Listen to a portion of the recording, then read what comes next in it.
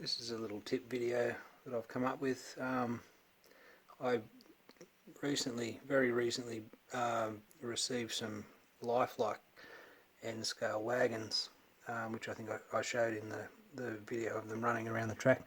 What I noticed was on quite a few of them there was quite a lot of movement of the wagon independent of the bogies. I don't know if that's quite showing up there, but you can see the wagon gets quite a bit of rock around about it while the bogie stays in place. And I figured, you know, that's what you'd call a death wobble. That's waiting to come off the track. So I had a bit of a play around with a couple of others here, and I've come up with a bit of an idea to solve that problem. Basically, the bogies themselves are held into the chassis via these posts, and the hole that goes down through the centre where they mount, my lighting's not very good, I apologise for that.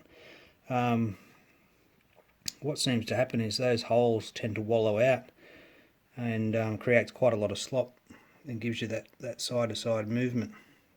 So what I've done is I've actually just put a very small drop of super glue in each of those holes, and I've let that dry, and I've come back in with a round file. It shows up, there we go, the round file, and just gently open them back out again, test it again with the pins, and kept trying that, and basically it's reclaiming the hole that's been sort of wallowed out in the bogie itself, and it seems to work quite well. I'll see if I can give you an example. Okay, so I've set back up here with one that I've just finished putting back together.